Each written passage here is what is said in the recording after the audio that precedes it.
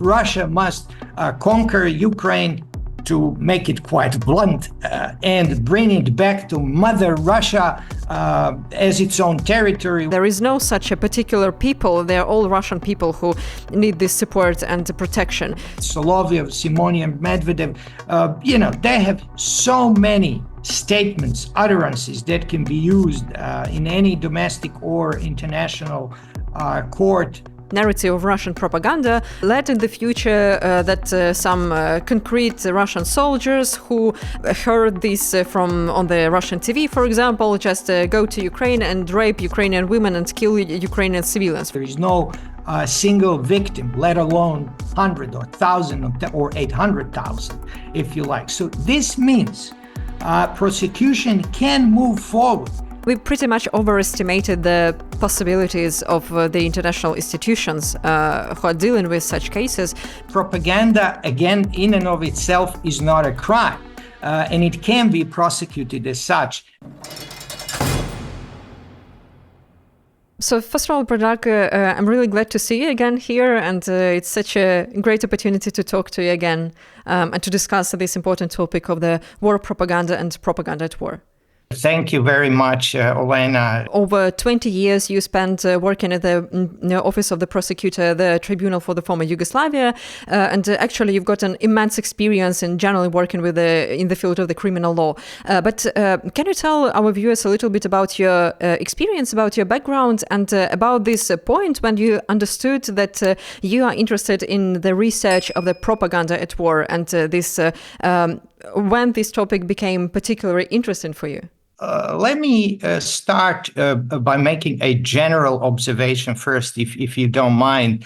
I just want to say that, and place it in a proper context, that Russia's brutal invasion of Ukraine in February 2022, of course, which really actually started with the illegal annexation of Crimea in 2014, has, for me, at least, been at the very center, at the very heart of major legal human rights issues in Europe and obviously internationally as well. And so this includes the crimes committed during these attacks on, an independent, sovereign state and nation as a whole. So I've been arguing, in fact, for probably decades already, that events of this scale, of this magnitude, don't really happen without political and military propaganda. They don't come out of nowhere. So history, I think, backs this claim up. And just look at the Nuremberg trials from 1998 to 2017. Indeed, I did work at the International Criminal Tribunal for the former Yugoslavia on multiple cases where propaganda played a key role. I worked on the case of Slobodan Milošević, who was the first sitting president to be indicted. Then I worked from the beginning to the end on the case of Vojislav Šešelj, an extreme Serbian nationalist, political and paramilitary leader at the same time. And of course, I was also involved in cases where propaganda was a factor, a component in a broader sense of the word. And maybe a good example of that would be the case of Bosnian Serb President Radovan Karadzic and the Bosnian Serb army commander, General Ratko Mladic. So I believe, if I look back, that in total, I may have actually worked on over 24 investigations and trials together. And many of them, in fact, fundamentally were shaped by various forms of propaganda.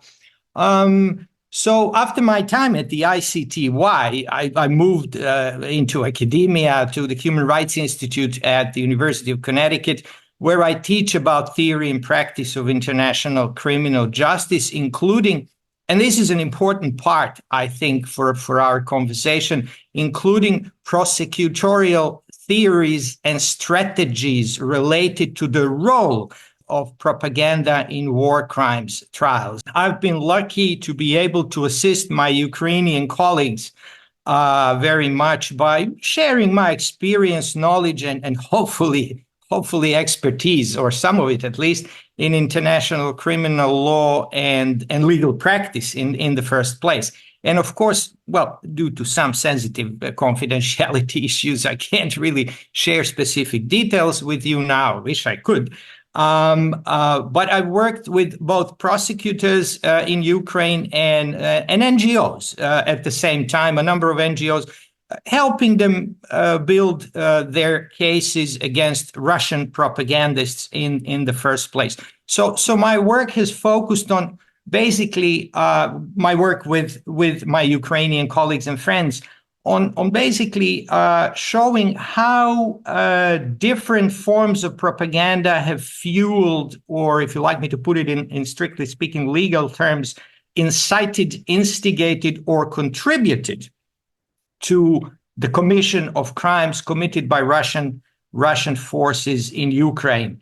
And this isn't just about Russia's politically and military leadership, obviously, although that's where the head is, that's where the propaganda begins. It also includes the propagandists linked to them and the criminals' forms of propaganda they spread individually or together. My work with Ukrainian colleagues mainly focuses on legal theories and strategies for prosecuting propagandists.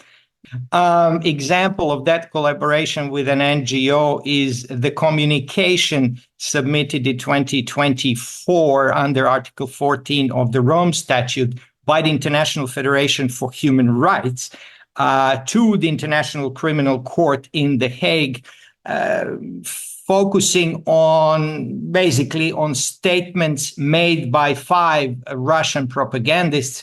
And I know you are all, and your viewers are all very much familiar with their work and their names. So Vladimir Solovyov, Margarita Simonyans, Dmitry Kiselyov, Dmitry Medvedev, of course.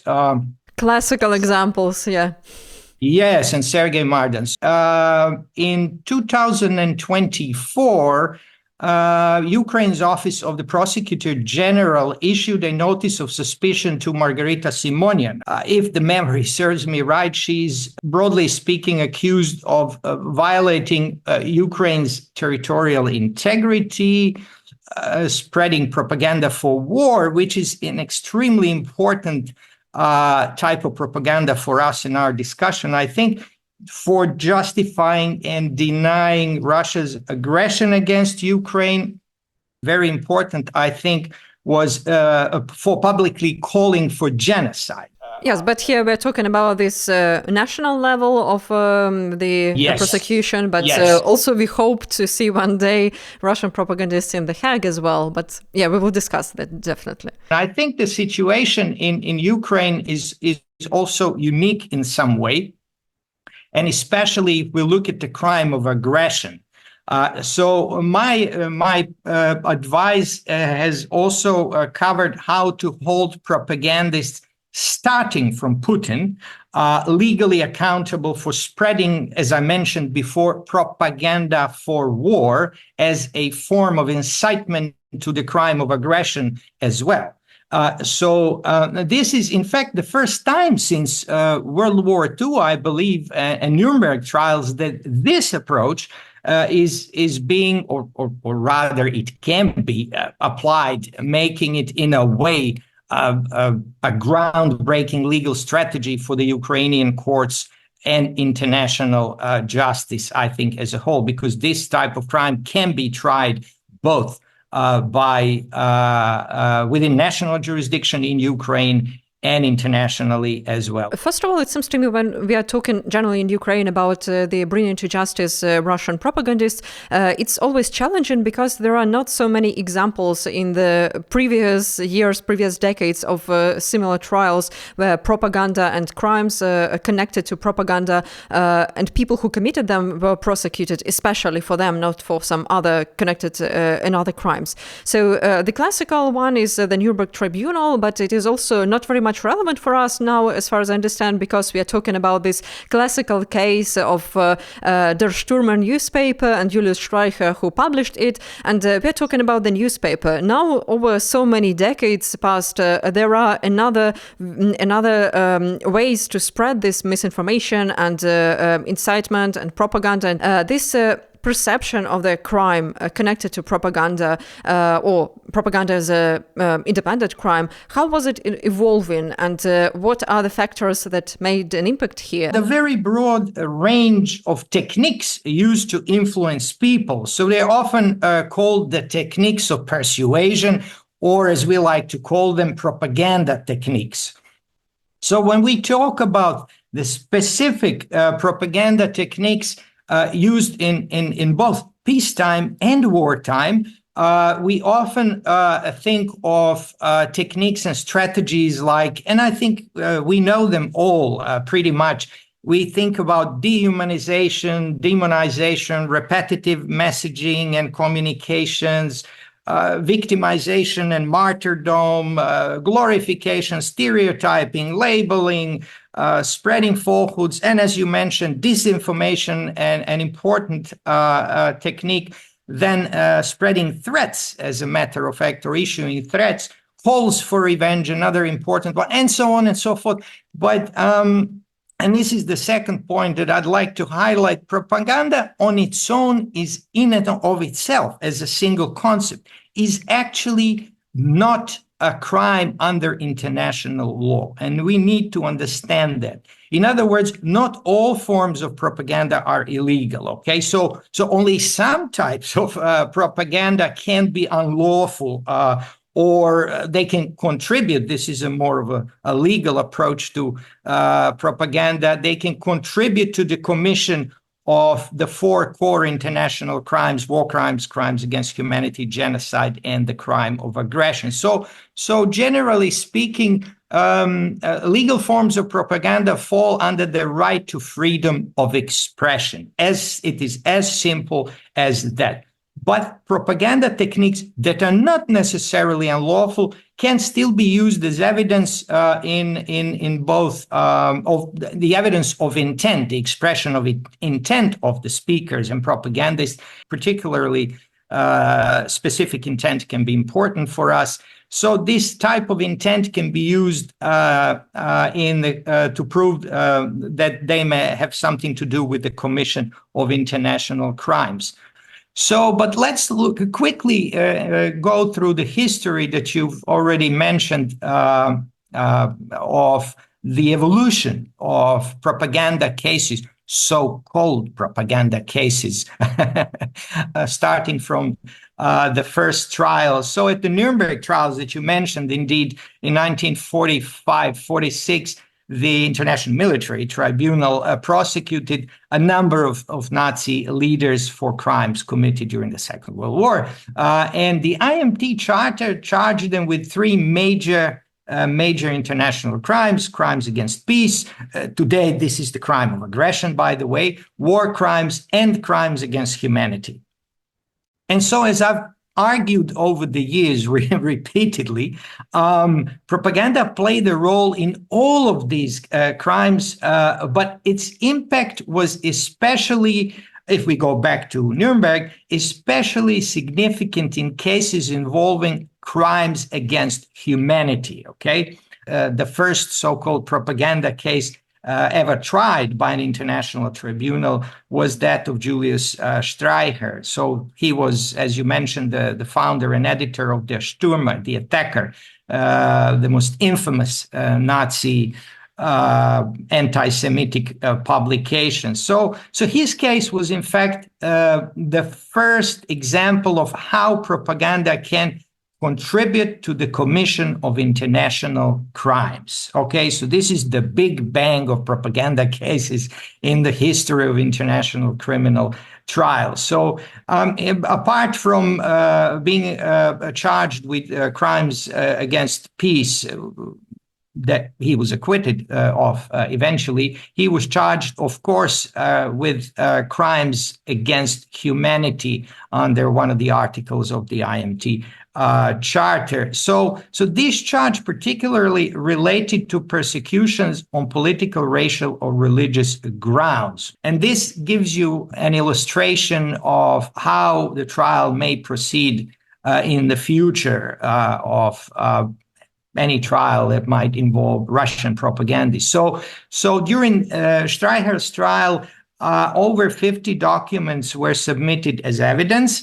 They were introduced and admitted by the court, by the tribunal, including more than, I believe, 20 excerpts or articles from Streicher's own anti-Semitic speeches and articles that he published in the Stürmer. So the judges sort of had to consider both, I think, his hate speech and his clear intent to incite persecution and destruction of the Jewish population. And one key piece of evidence that I can clearly recall, because we often make references to that, published in der Stürmer in 1938. So this is also an illustration of propaganda as sort of having this temporal aspect. So it goes way back in terms of planning, preparation, and so on and so forth. So you need a greater span of time for propagandistic trials.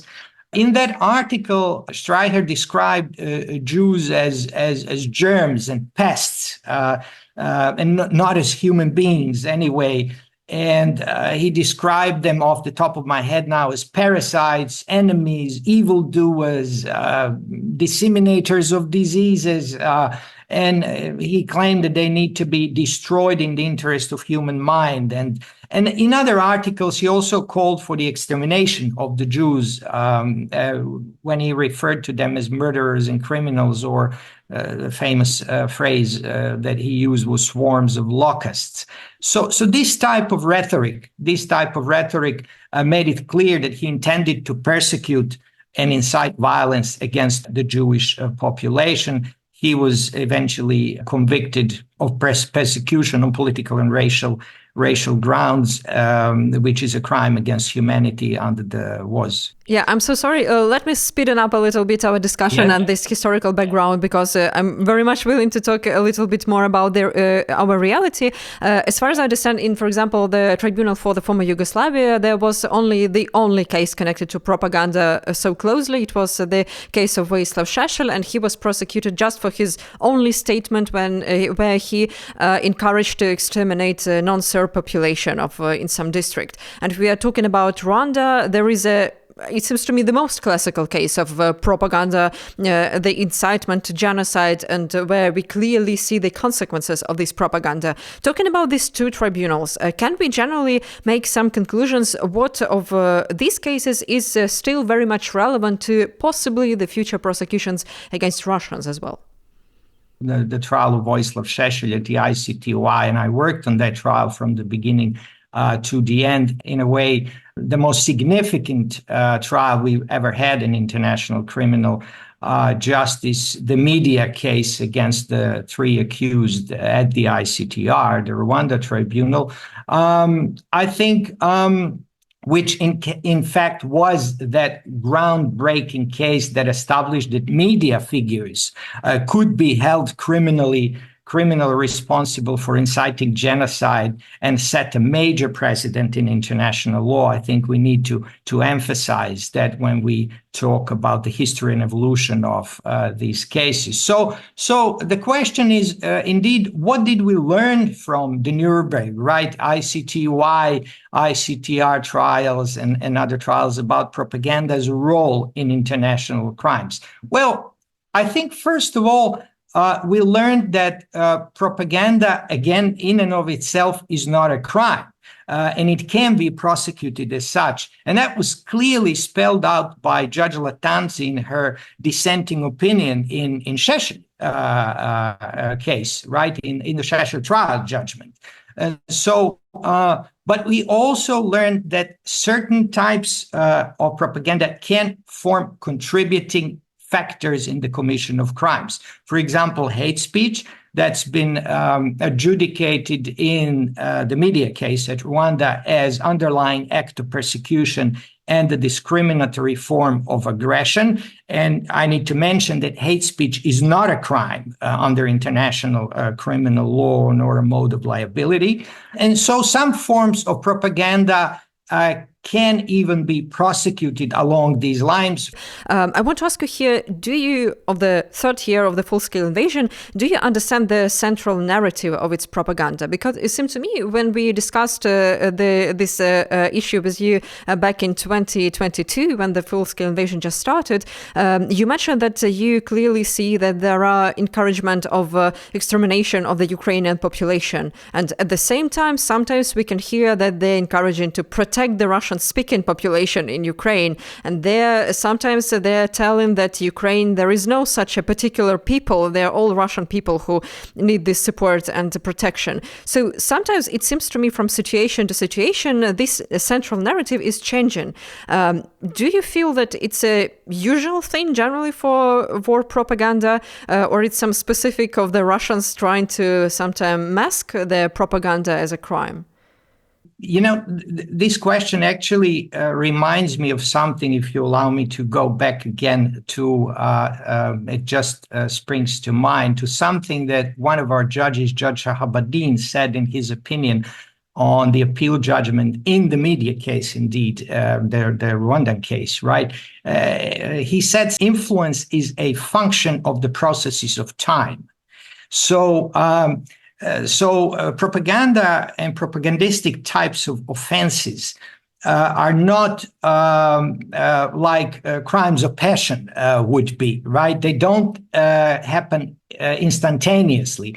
Propaganda is a slow, and we know that and accept that now, it's a slow, deliberate process. So it doesn't happen in an instant. It unfolds over time. So this is the core, the heart of any propagandistic enterprise, its nature. Propaganda is intentional, and this is now a matter of general understanding.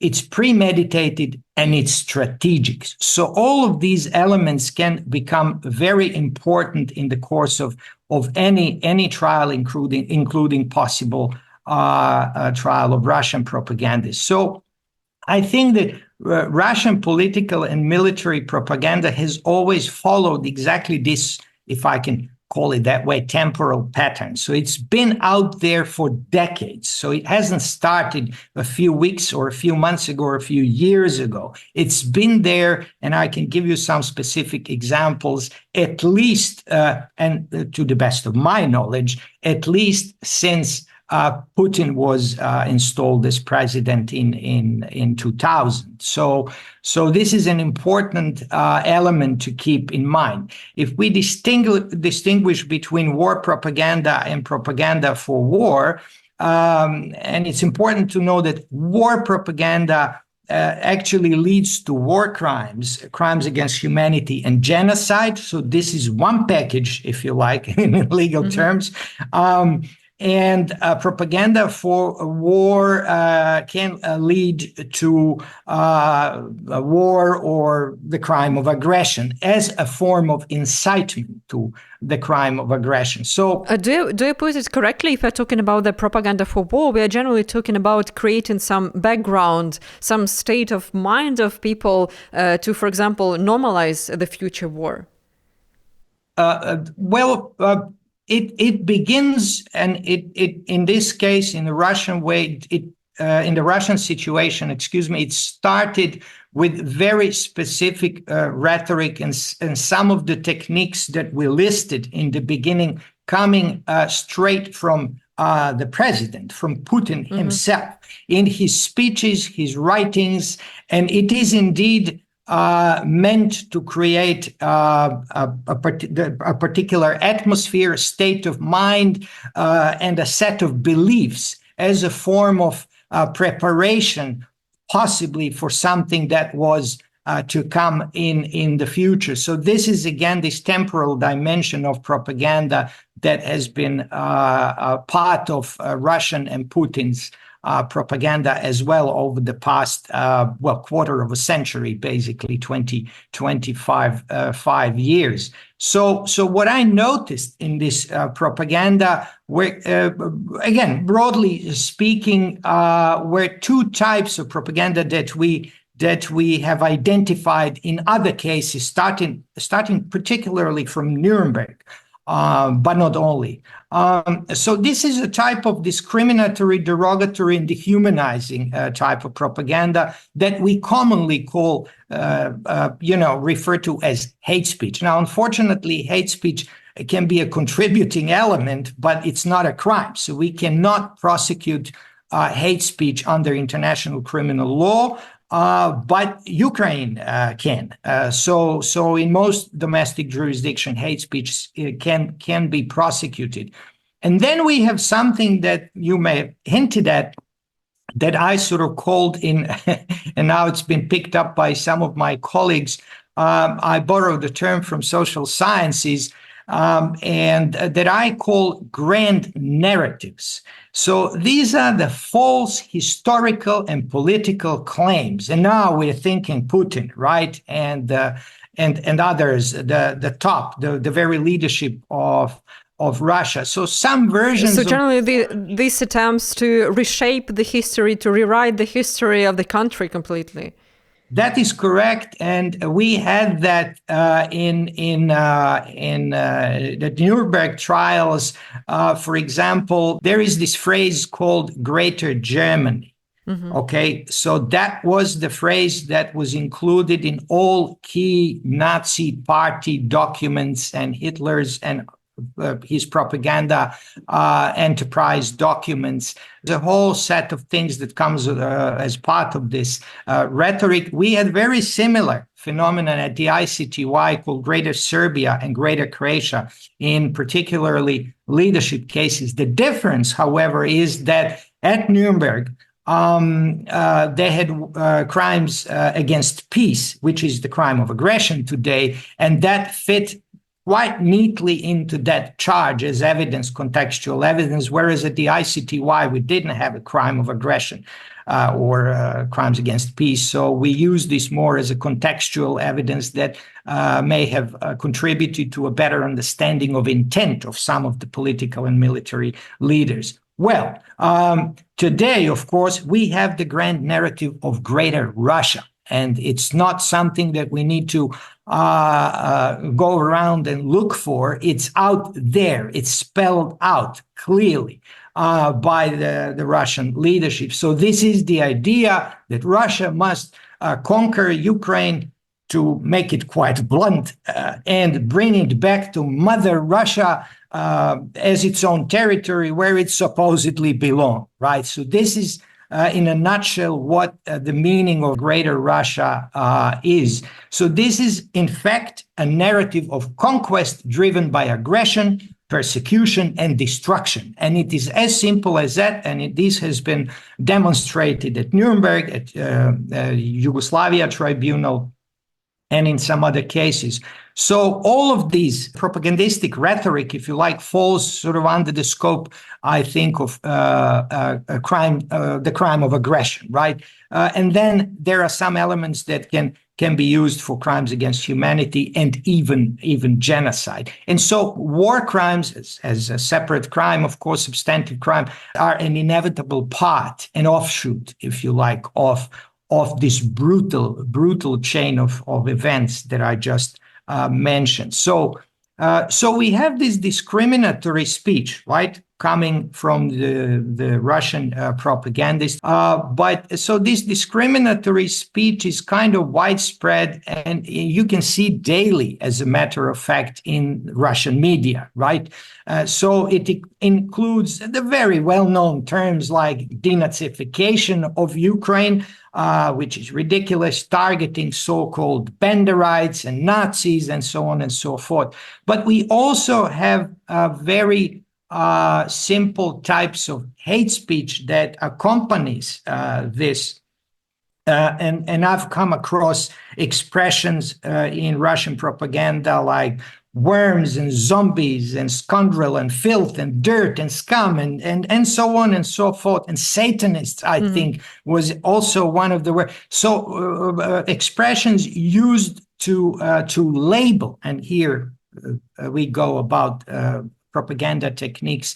Labeling is one of them, to label not just which would be a legitimate target and allowed under international law, Ukrainian army or combatants there, but the Ukrainian population as a whole. So it is another form of propaganda technique that is a generalization that is and has been recognized as relevant in trials. So if we look back, it's a very interesting link between, broadly speaking, this type of hate speech that labels people as a whole, and then as a target, and then calls for action. And that next step in propagandistic rhetoric is very, very important, and it can become crucial in the court of law, if you like, in terms of proving someone's intent. And so if we look at only Putin's and the crime of aggression, Putin's speech. So let's remind your viewers, and I'm sure you and all of them will remember that in 2001, and this is what I have on the record as part of my own research, he started to speak about something called the Russian world.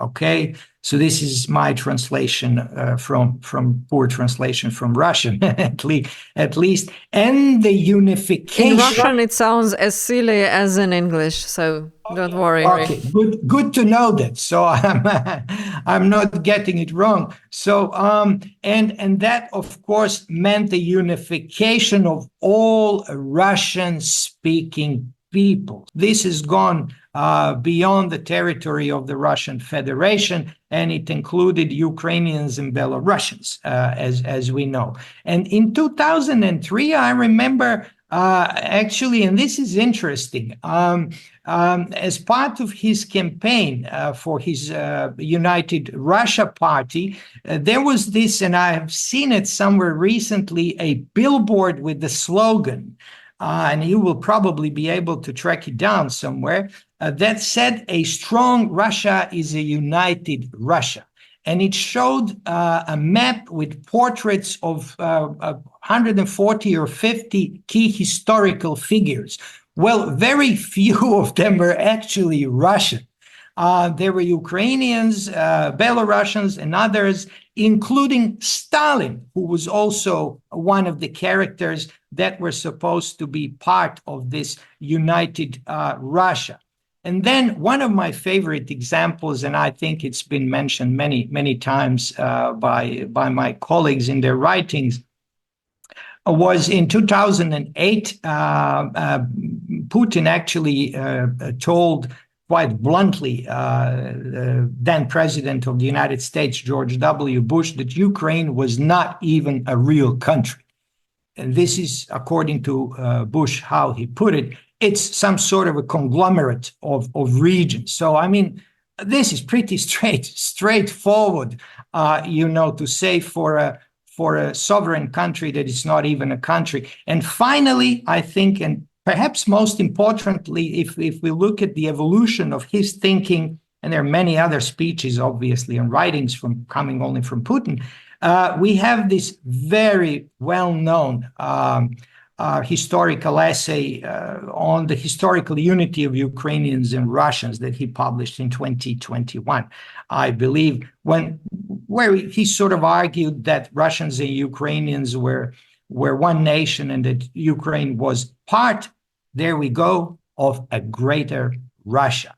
So, and so on and so forth. So these type of examples are actually, or could become evidence related to, in fact, all three atrocity crimes: war crimes, crimes against humanity, and genocide. But they're particularly important, or would be important, to prosecuting in the future the crime of aggression. they address the core of the mental element, the intent coming straight from the mouth of the Russian president to actually conquer, destroy, and annex Ukraine as a whole into the Russian Federation. So this type of propaganda for war coming from the president of the Russian Federation, I think can be prosecuted as a form of incitement, which is a substantive crime in and of itself, to the crime of aggression. So we have here legal tools that we can use and hopefully will one day know how. And by the way, again, I want to mention that such a prosecution could indeed take place actually before an ad hoc tribunal, as we know, that may be in preparation. We don't know where we are with that yet. Yeah. But also within Ukrainian jurisdiction. Let me clarify here. Usually if we're talking about the crimes connected to propaganda, it is not always needed that we may see the clear link between this propagandist narrative and the consequences in some clear actions. At least it is not always easy to prove that, for example, some concrete narrative of Russian propaganda led in the future that some concrete Russian soldiers who heard this on the Russian TV, for example, just go to Ukraine and rape Ukrainian women and kill Ukrainian civilians, for example.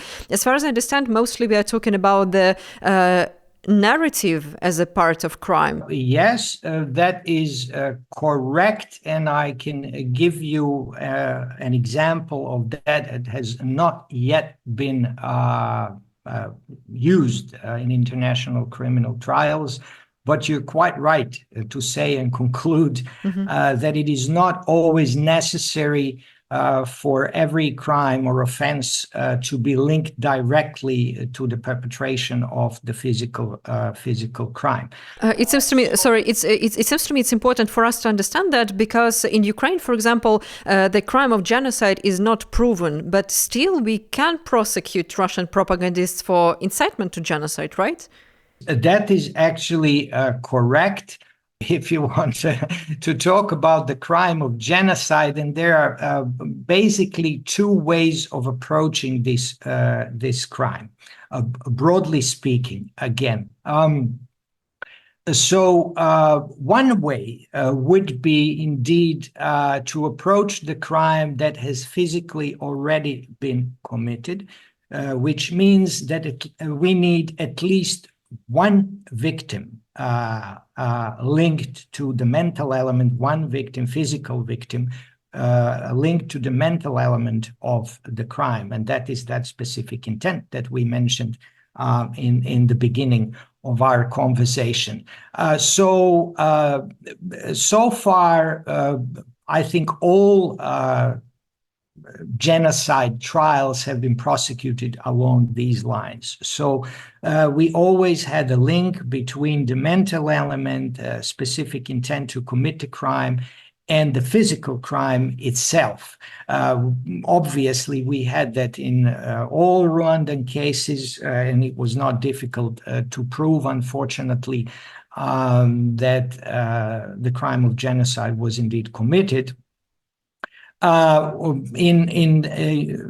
the tribunal, the Yugoslavia tribunal, the first case, as a matter of fact, the trial of Bosnian Serb General Radislav Krstić was an interesting trial. He was tried, among other crimes, for the crime of genocide, and he was convicted for aiding and abetting genocide. So not for having specific intent to commit the genocide. But what we often forget, and this is actually, I believe it goes to the core of your question, we need to remove this mystique surrounding the crime of genocide and treat it simply as any other core international crime. There is no hierarchy in international among the four core international crimes. They are all equally serious, equally grave. So if there is enough evidence to prosecute someone for genocide, then prosecution should simply proceed, right? The genocide is called the crime of crimes. So this is slightly misleading. I understand the intentions behind such qualifications, but they're slightly misleading. So like any other core international crime, genocide has specific legal elements, and if the facts support those elements, prosecution must go forward. So let me now go back to the second way of the Genocide Convention, right? That was introduced in 1948, explicitly criminalizes certain acts before genocide is physically carried out, okay? Mm-hmm. So out of 5 criminal acts, 3 criminal acts and crimes are the crimes that can occur before a single victim of genocide has fallen or has been affected by the crime itself. These are the 3 crimes that are listed in the Genocide Convention. They are direct and public incitement to commit genocide. The second is conspiracy to commit genocide. And the third is attempt to commit genocide. Now, legally, all of these crimes fall under the category of inchoate crimes. So they are offenses that are incomplete. They're not finished physically, but they're still punishable. So like I said, there is no single victim, let alone 100 or 1,000 or 800,000, if you like. So this means prosecution can move forward even before a single victim has been killed. It's as simple as that. So the Rwanda tribunal has incorporated direct and public incitement to commit genocide into its cases as an offense that sort of preceded the physical crime itself. So I think that regardless of how it has been used, this legal framework, I think, presents a quite, in my opinion, quite convenient opportunity to prosecute propagandists and speakers in Russia who incite a genocide. So they could either be charged separately from those carrying out genocidal acts, okay, from the killers, or as part of an ongoing genocide. So there is already, I think, substantial factual evidence in this case that could support such prosecutions. And I think that the individuals that we mentioned, Solovyov, Simonyans, Medvedev, they have so many statements, utterances that can be used in any domestic or international court that are discriminatory, dehumanizing, and then calling for the extermination and annihilation of the Ukrainian people, that direct and public incitement to commit genocide is sort of on a platter as a substantive crime there to be prosecuted by either an ad hoc tribunal or within the domestic jurisdiction in Ukraine. So I'm not sure if this answers your question as to whether the crime of genocide can be prosecuted even when there is no link between the speech and the physical act. Well, the short answer is yes. It's interesting that you, many times today, we mentioned already this several names of the most people who are mostly associated of the propaganda crimes in our minds. I mean, the Russians. But can you explain who will be these people who will be in the spotlight of the international prosecution? Who exactly will fall for these categories of people who may be prosecuted for the crimes connected to propaganda? Because we understand that actually in Russia, there are millions of people who are involved in this system. There are from anonymous Telegram channels who are spreading misinformation and encouragement to commit some crimes, to, for example, the Russian state media who have very clear links, for example, to the Ministry of Defense, to the another ministries in Russia. So generally, what things are playing role here? The power of these people, their connections to the government, for example, how influential they are. What do we have to follow here? A few other things as well, of course. So again, we can sort of, broadly speaking, divide these two groups into leadership cases and associates, right? People who may have been or are currently linked to the political and military leaders. So both these groups, based on the statements that we have at our disposal, could be prosecuted for a number of crimes. But the difference is, again, that if we talk about the crime of aggression is a leadership case.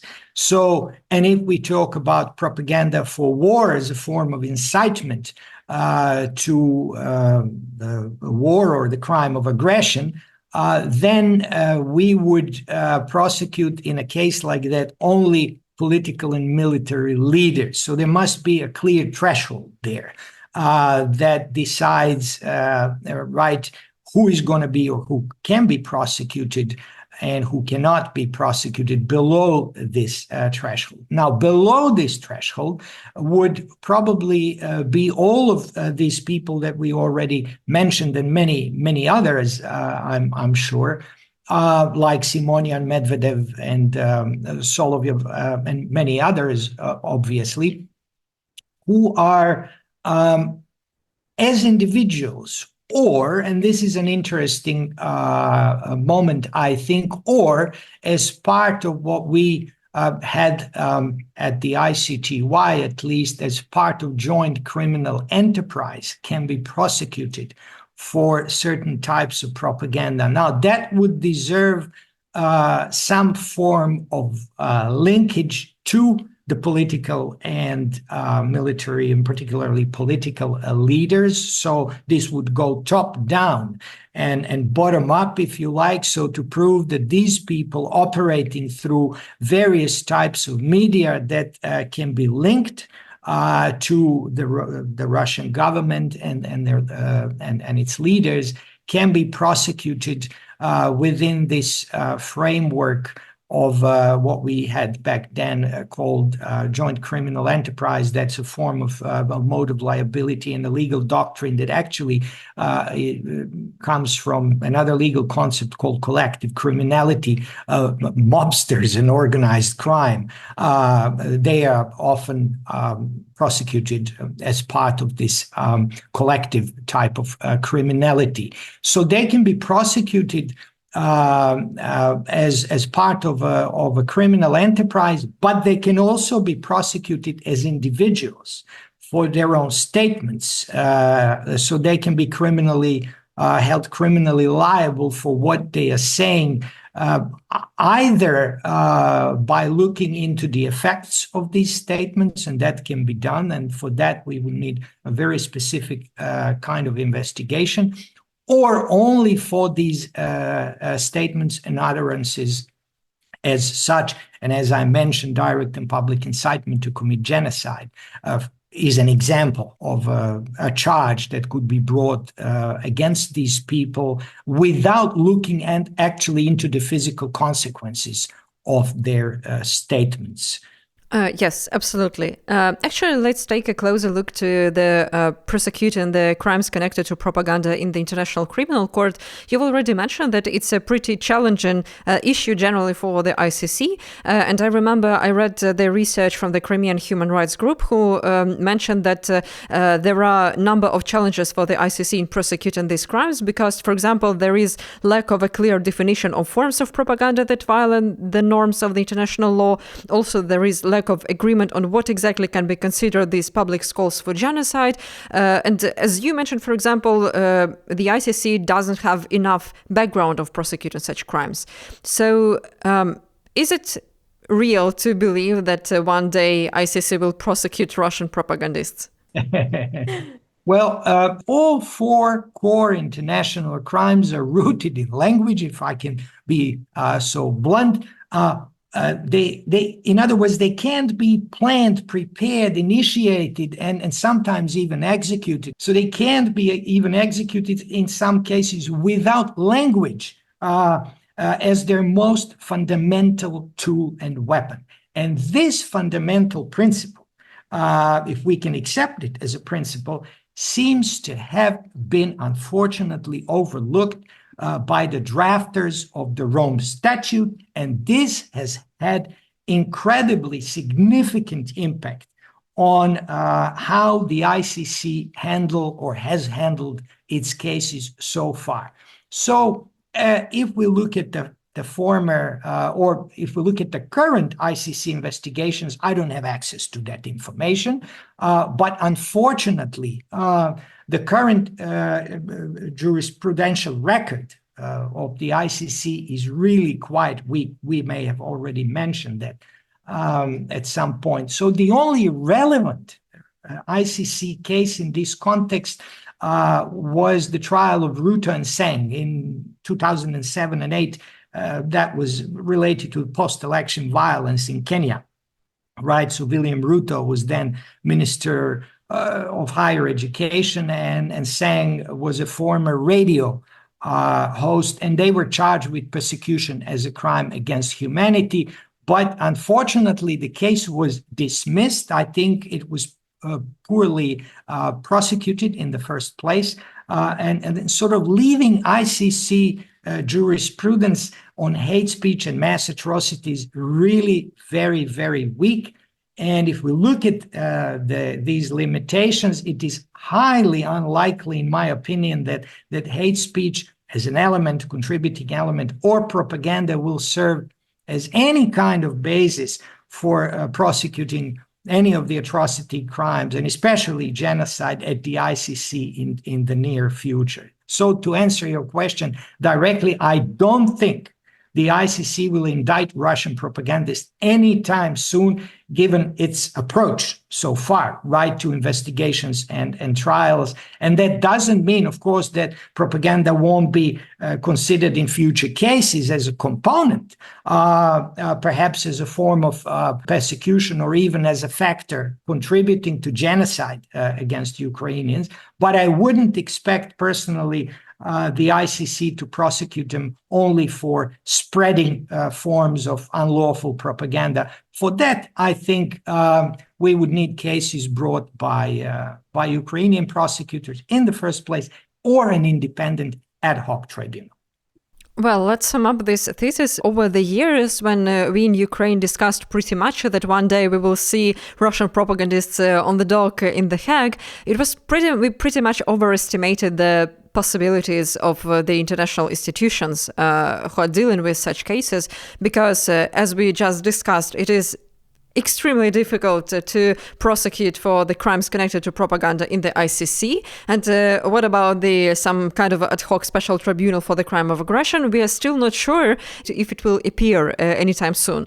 So generally, and which, for example, possibilities it will have to prosecute such crimes. We can only hope that an ad hoc tribunal in the future will include some of these crimes that will give us room for prosecution of the specific crimes that I mentioned there, that are fundamentally important. And if an ad hoc tribunal indeed is going to be established for the prosecution of the crime of aggression, then that tribunal should definitely include the charges, the elements related to propaganda for war, for example, as a form of incitement to the crime of aggression. And if that does not happen, then propagandists will not be tried.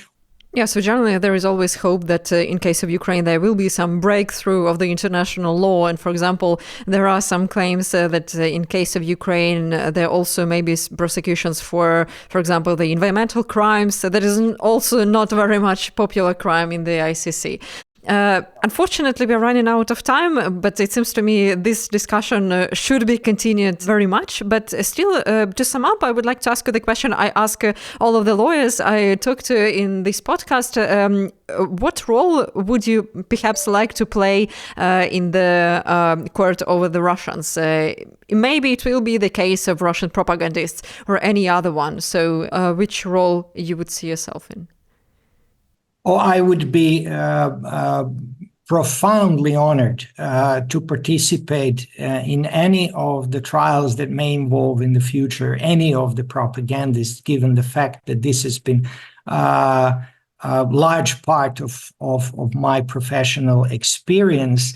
And I would definitely want to see the Russian leadership, but not only the Russian leadership on trial. And that is something that would probably, where I could directly contribute, since I worked on several leadership cases with this component of propaganda. But all of that, of course, will depend on the jurisdiction, on the type of court, and so on and so forth. So currently, I can only assist my colleagues and friends in Ukraine by sharing my experience and knowledge and, like I said, hopefully expertise. Thank you very much, Predrag. It was a really great conversation, and thank you very much for such an active involvement into the at least attempts to prosecute Russians for their crimes and crimes connected to propaganda as well. Thank you very much. No, thank you, Olena, for having me on your podcast. Thank you.